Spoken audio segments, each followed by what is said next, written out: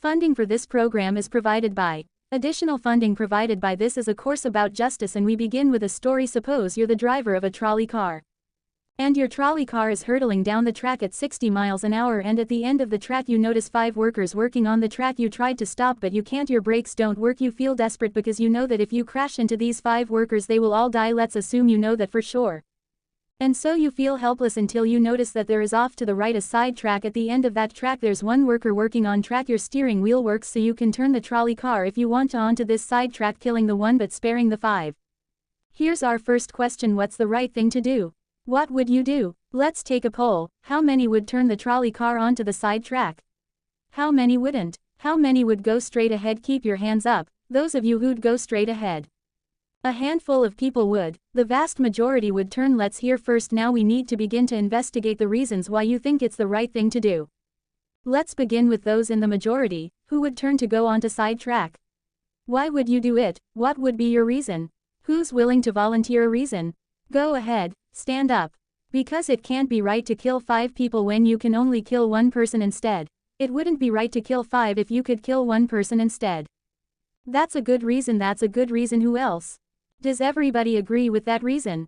Go ahead. Well, I was thinking it was the same reason. It was on 9/11. We regard the people who flew the plane into the Pennsylvania field as heroes because they chose to kill the people on the plane and not kill more people in big buildings. So the principle there was the same on 9/11. It's tragic circumstance, but better to kill 1 so that 5 can live. Is that the reason most of you have? Those of you who would turn, yes.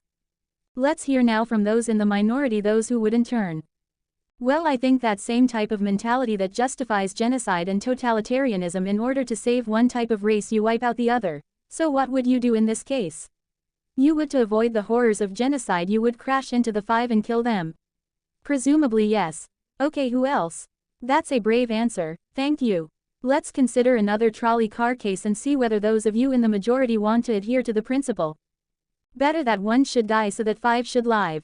This time you're not the driver of the trolley car, you're an onlooker standing on a bridge overlooking a trolley car track, and down the track comes a trolley car. At the end of the track are 5 workers. The brakes don't work. The trolley car is about to careen into the 5 and kill them, and now you're not the driver. You really feel helpless until you notice standing next to you leaning over the bridge is a very fat man.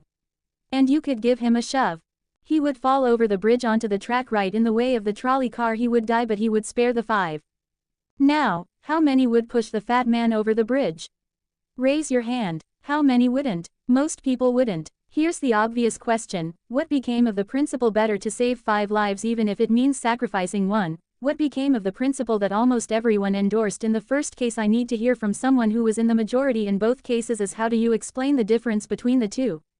The second one, I guess, involves an active choice of pushing a person and down, which I guess that person himself would otherwise not have been involved in the situation at all, and so to choose on his behalf, I guess, to involve him in something that he otherwise would have. This escaped is, I guess, more than what you have in the first case, where the 3 parties, the driver and the 2 sets of workers, are already, I guess, in this situation.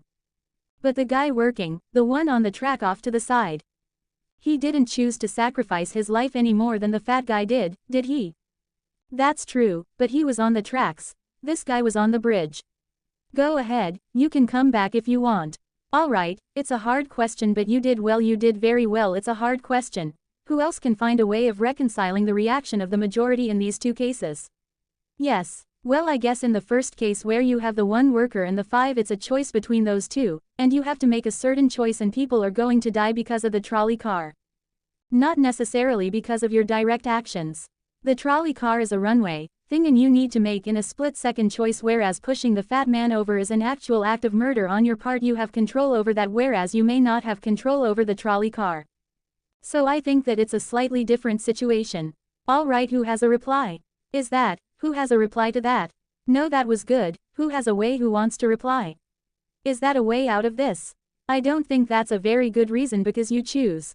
Either way, you have to choose who dies, because you either choose to turn and kill a person, which is an active conscious thought to turn, or you choose to push the fat man over, which is also an active conscious action. So either way you're making a choice. Do you want to reply? Well, I'm not really sure that that's the case. It just still seems kind of different. The act of actually pushing someone over onto the tracks and killing them, you are actually killing him yourself. You're pushing him with your own hands. You're pushing in. That's different than steering something that is going to cause death into another. You know it doesn't really sound right saying it now when I'm up here. No, that's good. What's your name?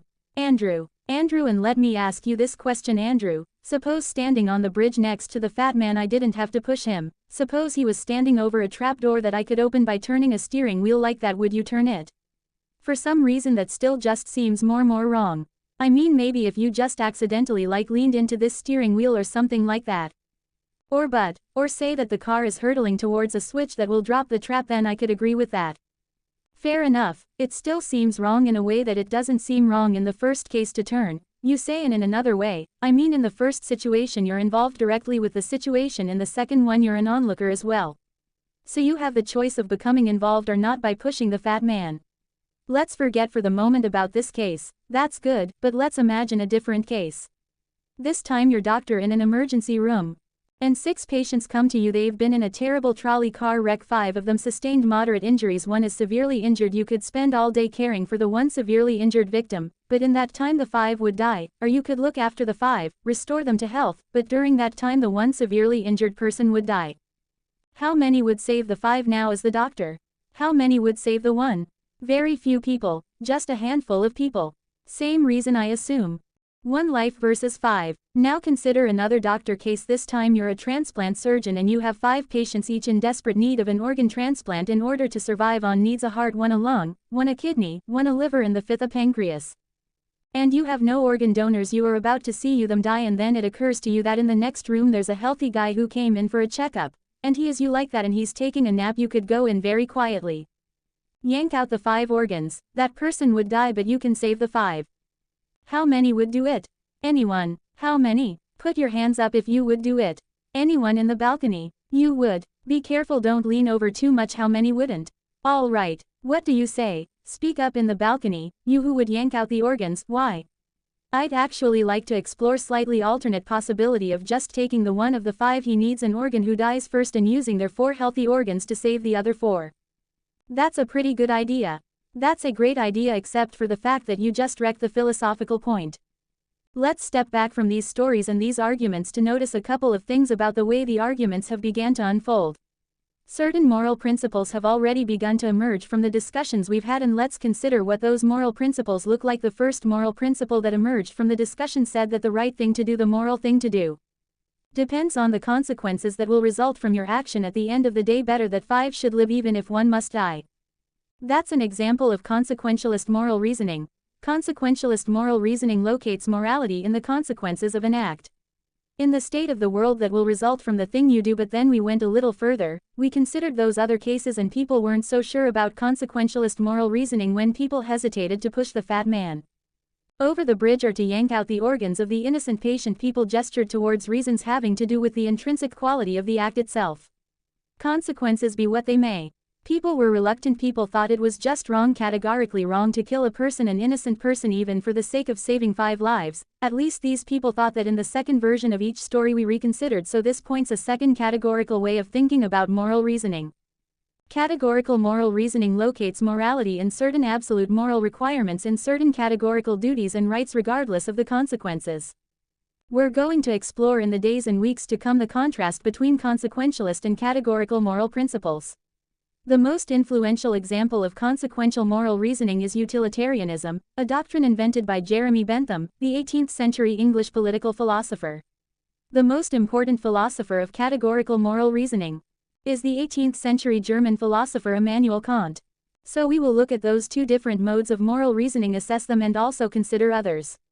If you look at the syllabus, you'll notice that we read a number of great and famous books. Books by Aristotle, John Locke, Immanuel Kant, John Stuart Mill, and others. You'll notice too from the syllabus that we don't only read these books, we also all take up contemporary political and legal controversies that raise philosophical questions. We will debate equality and inequality, affirmative action, free speech versus hate speech, same-sex marriage, military conscription, a range of practical questions. Why not just to enliven these abstract and distant books, but to make clear, to bring out what's at stake in our everyday lives, including our political lives, for philosophy. So we will read these books and we will debate these issues, and we'll see how each informs and illuminates the other. This may sound appealing enough, but here I have to issue a warning. And the warning is this: to read these books in this way, as an exercise in self-knowledge, to read them in this way carries certain risks that are both personal and political.